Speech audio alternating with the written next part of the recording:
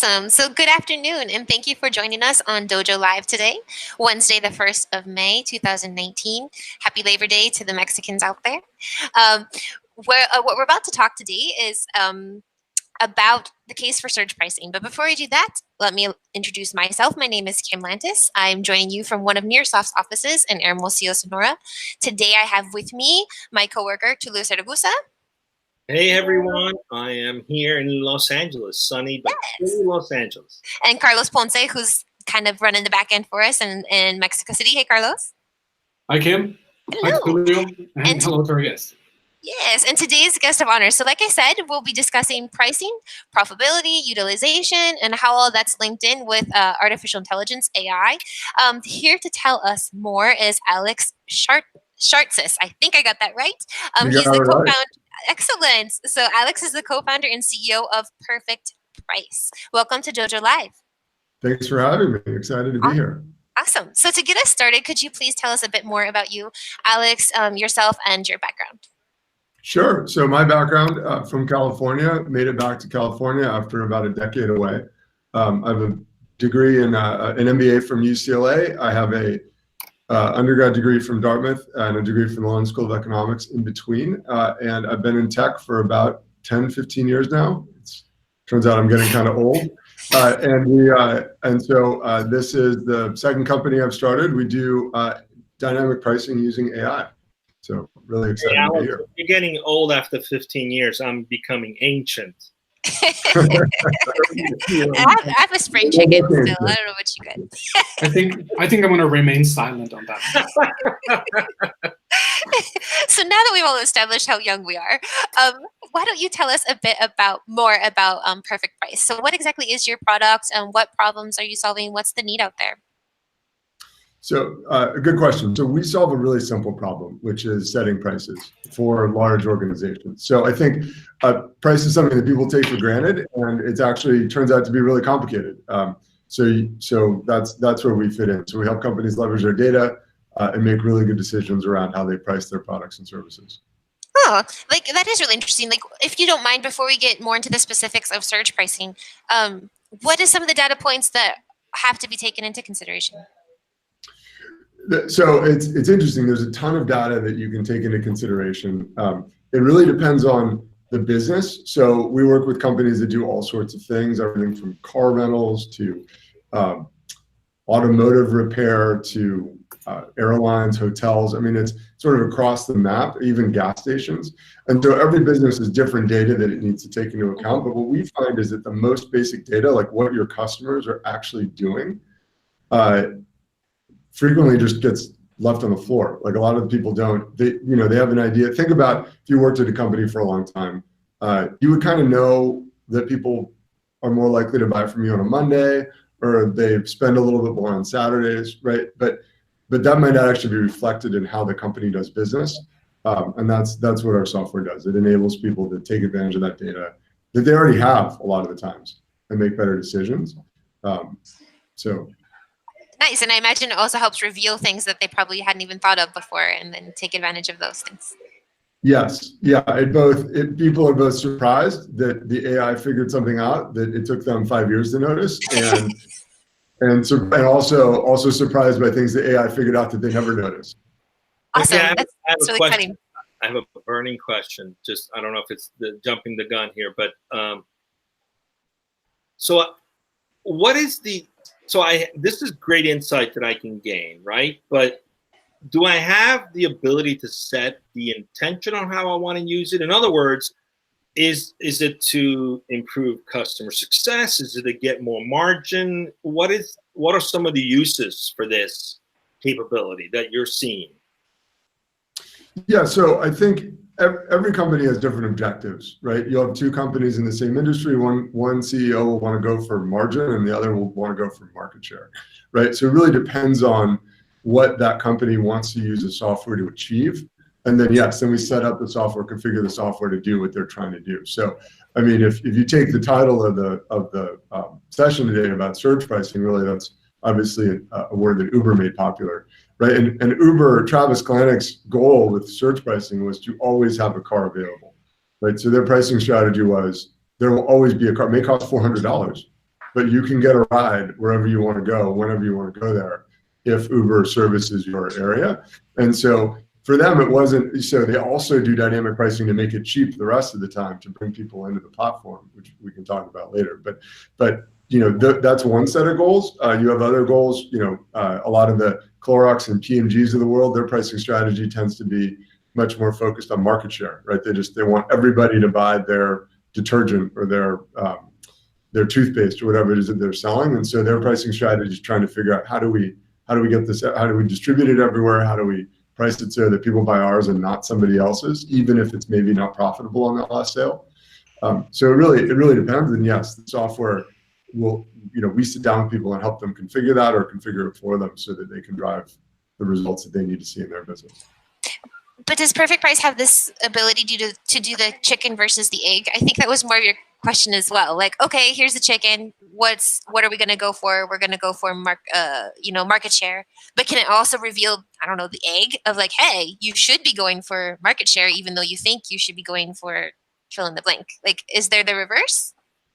Yeah, we try to be nuanced about it. You guys work with companies that that want software development resources, right? And sometimes they probably have not the best approach or not the best idea, and so you want to deliver what they are asking for, but steer them towards perhaps something that's better for their business. So there are a couple of places where this comes up a lot. One of them is cost. So a lot of companies want to take control of their pricing, but haven't done their homework on cost or have conflicting views of what should be included when calculating a price.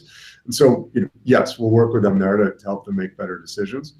There are other times where they're really set on market share and that's what their board wants or that's what their executive team wants. And so the best thing we can do is support them for market share. And specifically, our software will let them simulate other outcomes. So we can show you, this is what happens when your volume stays constant. This is what happens to your profits when you add 5% to your volume. This is what happens to your profits when you lose 5% of your volume, but you're a lot more profitable. And companies can then make a decision about, and they use the software to make that decision. Nice. Hey, Bob, if we're okay giving up 2% market share, we could make a lot more money. Do we want to do that? And our software helps them make that decision. So Alex, does the platform do like simulation that the end users can look at before you actually apply the decisions, or it's doing it on the fly based on the parameters you've set? So it does both. I think both are very key use cases. So, let's say you run a global car rental company, right? And I show up on your doorstep and you're like, oh, this AI pricing thing, that might be a good idea. We should give this a shot, right? Let's say you have a $10 billion company. You're not going to be like, just price it all. Like, just knock yourself out, right? Like, exactly. I'm sure my shareholders won't mind if this doesn't work, right? Part of dealing with pricing is recognizing that price is a really big lever to your growth and your profitability and everything else. And so if it's a big lever, one should be careful with it. It's sort of the big red button that nobody wants to touch because it's potentially really scary. It's funny. We talked to one of the biggest hotel companies in the world a couple months back, and one of their senior executives who run strategy was paranoid about the pricing project because she was like, this is a big deal. Like, we know how important it is. So simulations are a key part of any pricing solution, that's going to be effective. And so we work with people to run through those simulations, make sure they're setting them up right, making sure they're getting to the people that they need to see them. Because even then, right, if you go out and say, okay, we're going to make another $20 million next quarter by changing, by doing dynamic pricing, doing surge pricing, whatever that is, and then and then your operations guy gets in, he's like, we can't triple our capacity. That like what you're doing, you can't do that, right? So you need to actually think it through, and simulations are a really powerful way of doing that. I think what's interesting about our approach is that's the same system that then sets your prices. So you're able to actually see like, if I'm a car rental company, on a Tuesday, this is what's going to happen in JFK or in New York City or what have you. How do I feel about those prices? How do I feel about the results those prices generate? Is it realistic? Could my operational people actually do this, right? And then, hey, check it out. I'm going to make 20% more money. I feel pretty good about that part. So you always want to simulate, but then once you're running, you don't want to be stopping to think about it every Monday. A lot of our customers change hundreds of thousands, if not millions of prices a day. You can't look at everything every day. Right. So how Really are you, go ahead, Kim. No, I was just saying that's where I guess the AI and the scalability comes in. You can't Right, look at it every day. But I'm curious though, like I remember, for example, when SAP first came out many moons ago, like 70% of those implementations failed, right? Because the promise was, hey, just put the software in place and it'll work. But what they realized was they needed to customize and work with subject matter experts who actually understood the business requirements before applying some of the technology and software. That's obviously changed and evolved, and they're one of the best software companies in the world today. But my question is, in order for you to effectively do what you're saying, whether you're setting up simulations for different verticals or marketplaces, are you also providing subject matter experts? How are you going about that hurdle of understanding what's needed? Yeah, understanding what's needed is critical. I think, so yes, the short answer is we have subject matter experts in-house. Frequently, if you're a $40 billion company, this is part of a transformation. So you'll have a team of in-house consultants or subject matter experts that'll partner with us. I mean, we've had companies actually fly them to our offices and sit down, or we'll go to their office, or both. So that happens for the larger customers. I think one of the most interesting things I was surprised by this in the business is that we work with a lot of consulting firms. So, we have relationships with both small management consulting firms and some of the biggest ones in the world because we send each other business. Either they'll, somebody will want to implement our software and need change management or need to create a strategic business plan around it, or, they'll be working with a global company and they'll say, hey, this happened with a big car manufacturer. They engaged their German headquarters, engaged one of the top global consulting firms. They said, you guys need to do dynamic pricing. You need to use AI. And then they called us. And so that, I mean, it happens both ways, but yes, having that subject matter expertise is really important. So you just mentioned dynamic pricing, which I understand to be synonymous with surge pricing, which you had mentioned. Oh, we might have lost Kim. Uh-oh. I think. Oh, I froze. I'm sorry. Did I miss something? I'm back. You froze for about whatever you said.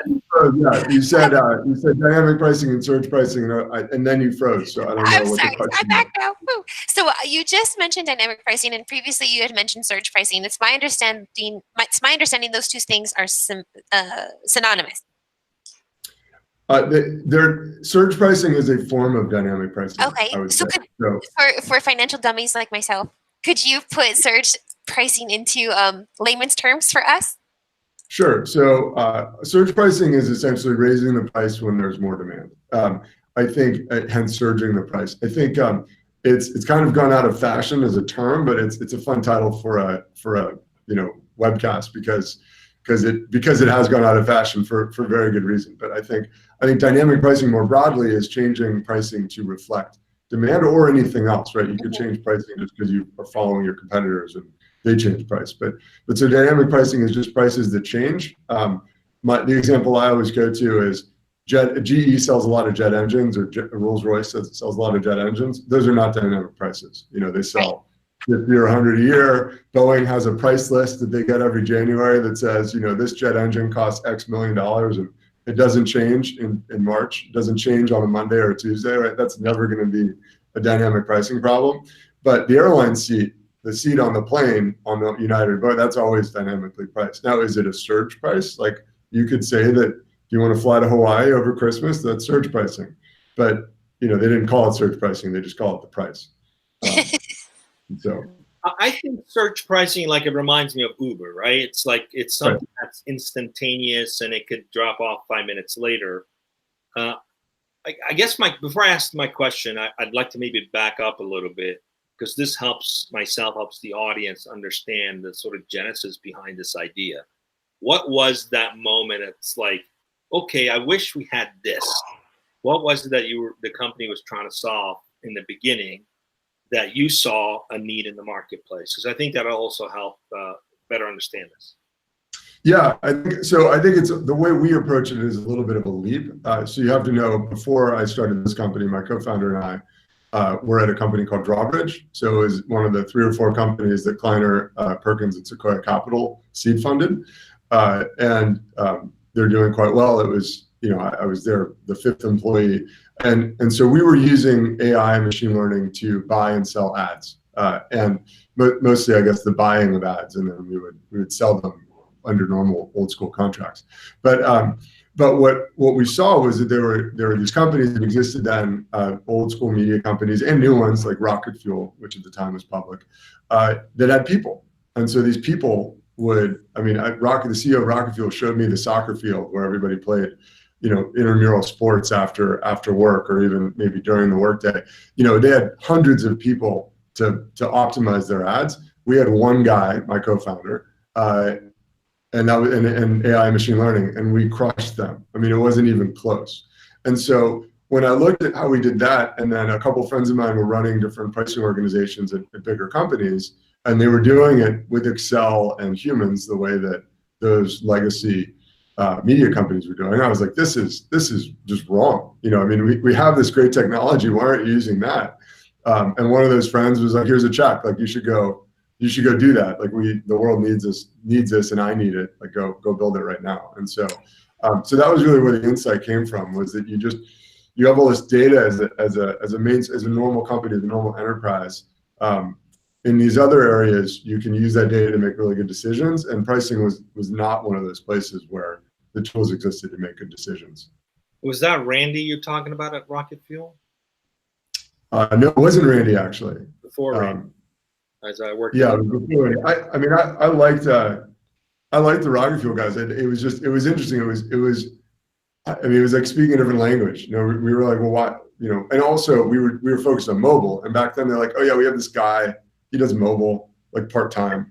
This isn't a thing for us. It's like a couple clients asked about it, and it's not going to be big, but like we put a guy on it because we felt like we had to, right? And obviously, we've seen that movie play out. Well, yeah, exactly. But it sounds like you kind of have created, similar to the real-time bidding platform in the ad tech space, something yes. for the business, for the retail. So that's exactly. We were a participant on the we were one of the first mobile real-time bidding buyers, and so we took very similar algorithms and technology. And obviously, you don't have, if you buy an ad, right? It's the consumer doesn't care, right? Nobody complains about surge pricing for this click. They do, but there's nobody to complain to. Google doesn't pick up the phone, but in real life, it's a lot more complicated. What we've learned is that the technology is just as capable, and it's having that sort of human-computer interface so that people are comfortable with what the algorithms are going to do. Ad tech is kind of the Wild West. It's like the algorithms do what they do, and we clean up the mess the next morning. But if it's your pricing in your company, actually it matters quite a bit. You'll have upset customers, you'll have upset staff, and so we've added a lot more on top of the technology to enable it. That's actually was going to be one of my questions. I was going to save it for later, but I think it's a really nice transition. Earlier, you mentioned, companies that have $40 billion a year profits, or to me, that's like a number that I cannot even I'm unable to even comprehend such numbers. And then you transitioned this nicely into this idea of artificial intelligence and cleaning up the mess later. And so what is it like? What's your process to get people, when we're talking about such large stakes, to buy into, to trust a machine like artificial intelligence? How do you accomplish that in your company? I'm not sure if I made my question clear. But that's a great question. I think the expression is poco a poco. But you don't start with a whole $40 billion, right? Let's start with you have 10,000 gas stations. Let's start with 3, right? Let's start with 1 and make sure the prices actually show up on the pump, and then we'll do 3 and we'll see how they do. And if that works, we'll do 5. So I think there's a mindset shift that has to happen, and that's the hard part. You have to. Most companies, the gas stations are funny because like the people who manage price, a lot of them are paranoid about what the CEO is going to do if he drives by their station and they don't have the quote unquote right price. And they'll get a phone call. You're sitting at your desk, and like the CEO of Shell will call up and be like, "Why are we charging $199 here? I think it should be $205, right?" So there's everybody has opinions. I think you have to move, Jeff Bezos has never walked by somebody's desk and said, why is this book $9.99, right? I mean, like there's a respect for like data at a company like Amazon, and a lot of companies just haven't made that leap yet. And so what our technology does is we help you make that leap by making it easy. And so I think once you've said, okay, we're going to turn some of this over to the AI and see how it does. If you can't make that leap, we're not working with you. If you can have that kind of trust in the system, then there's a very, very straightforward, well-tested and proven process for proving that it works. So that you're never like, let's just hold my beer. Let's do this. Right? It's all 40 billion. You say you can make us 10% more profit, like show me. Let's show you, but on three stations or 3 locations or a small line of business, right? Let's not do something that doesn't have the ROI over the long term, but like let's start small, prove it out, and then. So I have a question around that, because early in the machine learning space, many companies came out with personalization, specifically in the MarTech space, for example, but it required large sets of data for it to work, like in massive sets of data for it to work. And it became a little bit of a challenge to try to do small set tests or begin small. Has that been solved since then? Is that what you're saying, is that, we can start with 3 stations, for example, instead of having to test 10,000. How are you managing through that? Do you look at the entire sets of data and then you kind of parse it down, or you have another methodology that the algorithm that you've adopted? Yeah, so there are two aspects to that. One is the technology and being accurate on small data sets. So my co-founder did a lot of his work on the Microsoft search bar on Twitter, and I know we're on Twitter now. People don't click on Twitter. You don't click, and that's how you train search algorithms, is the clicks. So no clicks, it makes it very difficult. So our technology was built for very low data volumes. So like it's the same, like your toolbar at Microsoft, like it takes the Microsoft search result and then it modifies it based on your browsing history and the stuff it knows about you. And so that's always a much thinner data set than how many people clicked on the Apple site or something like that, right? What have you done on the Apple site? Well, a couple things, right? It's guessing, but it does that in an intelligent way. So our software leverages those kind of technologies, and we file patents on how we take this sort of really thin data set and turn that into a very accurate, stable model or set of models. So that's one aspect of it, is like, yes, that is a huge problem. On its own, by the way. Yeah, I know, and that was a very hard problem. And I'm thankful for the team that we have here, their ability to solve it. I think the other side of it is, you can start with your pricing on 3 stations, but have trained it on 5 or 10,000, right? You don't need where you implement it does not need to be the same as what you're analyzing. And so what we find is that most of our customers, their first step is just they do the simulations and they want to just sort of touch and feel the data. They want to like what the prices would be. They want to put those. They have a pricing team in the pricing team's hand, so they can have opinions about it. And usually, what happens is they complain. They're like, "Oh, this Memorial Day pricing just looks a little bit." It's like, okay, what about everything else? Like the rest of it's fine. It's just really this Tuesday is a problem, and 98% of it's fine, and that gets them comfortable with it. And then you say, okay, now even though you're comfortable with it everywhere, we're going to focus on these 3, locations, and then 10, and then 15, and roll it out globally. A big difference too with the technology is that the old way of doing it was very batch process. So you would do the analysis on the 3 locations, and then you have to redo it on the next 3. Whereas with AI, once you get it right, you don't have to redo it. You did it once, it works everywhere or almost everywhere. And so you can roll out much more quickly. But so we separate the data analysis part of it from the testing going live part of it, because they don't have to be the same.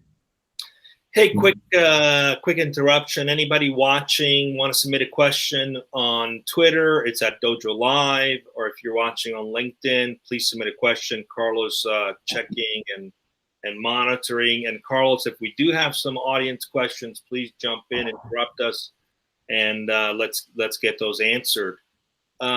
Speaking of what you just mentioned, so are you doing like dynamic trees in terms of how you're decisioning, or so it's continuously adapting and changing based on outcomes, or is it done there's a study, it's done, it's implemented, and then there's a change that's looked at before if someone says, I want continuous dynamic pricing, search pricing, is it automatic or there's still manual intervention? Yeah, so it depends on the customer. Both are possible. So if we work with companies that sell cars, right, like an actual car you would go to a dealership and buy, and those companies you don't want to change the price of a car 3 times a day, right? While you're walking around the lot, suddenly the car got more or less expensive. Like that would probably just be weird. It might get you to buy it, but it would probably just be weird, right? Whereas a rental car price will change every 15 minutes. Amazon changes prices every 10 minutes or 5 minutes, right? So it depends on the context. If you're changing price every 10 minutes, you cannot possibly look at that price, right? If it's any significant number of things you're pricing. Whereas if you change price once a week, you can put a human in that process, and it doesn't really slow you down. Eventually, you'll probably decide not to, but if that makes a customer comfortable, fine. Have a human review it and push the button. So it depends on the use case. If we take the title of search pricing, like you can open the Uber or Lyft app and you can see the price change in front of you. A human is not reviewing every time. Right. Alex saw a different price in his Lyft ride. That's algorithms, and it has to be. Our general approach is whatever that time period is, a week, a day, it depends on the data, an hour or 15 minutes. We can the model can retrain itself and learn from the new data, which is really effective in fast-moving industries like the Lyft Uber use case. That's where a lot changes in 5 minutes, and drivers come on the platform, drivers go off the platform, cars move around, passengers come on and off the platform, and because so much changes, it makes sense to have a new opinion, have the AI have a new opinion of the world as it is. How many cars is Chevy going to sell this 5 minutes in West LA? Not enough to change what it thinks the price of a Chevy Tahoe should be, right? But maybe this week it will, right? Maybe 3 days from now it'll have a different opinion. So for potential clients watching this, who are the right or the most perfect vertical markets that you want to serve? Yeah, so we focus a lot on transportation. I guess there are 2 dimensions. One is you have to have a large business because you need a lot of data, and you need to be able to invest in dynamic pricing. So conversely, if you have a small business, if you own 1 gas station, you just stand on that corner, right, and drive around and look what your competitors are doing and do just fine. Like AI is going to do better than that, but the ROI on a gas station is just not, 1 gas station is not there. To make the investment in integration, technology, and the rest of it.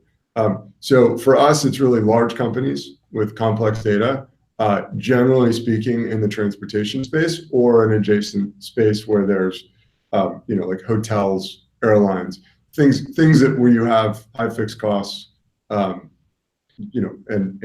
lots of data, right? Lots of transactions. It's funny. I had this great conversation with the guy who does pricing and the CEO of Ring, the doorbell company, a few years ago. They're coming out with a new version, and it was.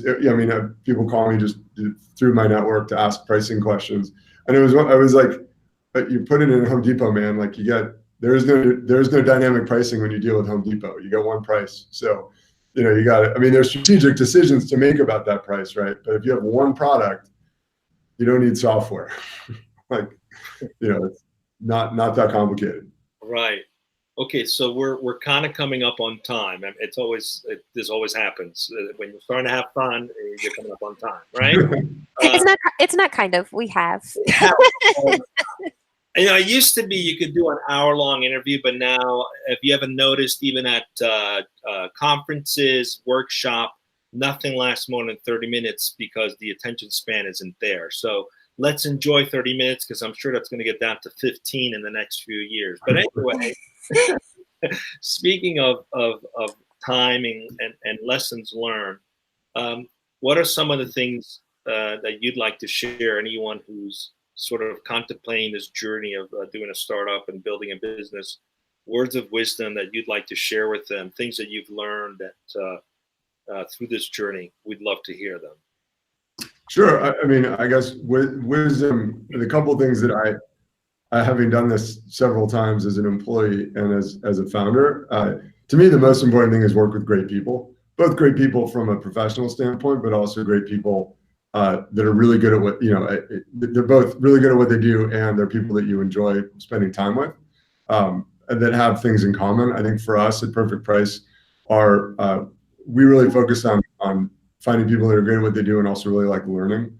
We're an AI company. It's all about machine learning, but it's also about people learning, and it's fun. You get to learn about new industries, new companies, new businesses, new ways of doing things, and then always raise more money than you think you need.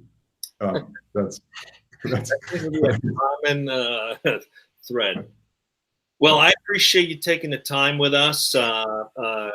It's been fun. Love to continue to stay in touch and see how things progress for you. Kim, if you want to close us out. Yeah. No, I think you did really well. Thank you for your words of wisdom. Once again, everyone, this is Alex Shartsis, co-founder and CEO of Perfect Price. Thank you for your time today, Alex. I'm stepping in real quick before we go, and I know the scenes. But before we don't, let's not forget what we have for next week. Actually, I just wanted to mention that real quick. And for that is we are going to be speaking with Uptal Kaul, the new product incubation from new product incubation at Carlson Wagonlitz. So that's travel tech, ladies and gentlemen. So keep an eye for that. Wednesday, 1 p.m. Pacific. Uptal Kaul from Carlson Wagonlitz. Anyone who's in the startup space that's thinking about a startup in the travel tech space, they should tune into that show. I've met Uptal in Miami. They're doing some interesting things, and I think we're going to have our head of R&D joining us on that call as well, on that interview as well. So I'm excited for that interview next week. Very good. Well, that's it for me. Thank you, guys. Thank you for your time today, Alex, and have a great rest of the day, everyone. Thanks, everyone. Bye, everyone.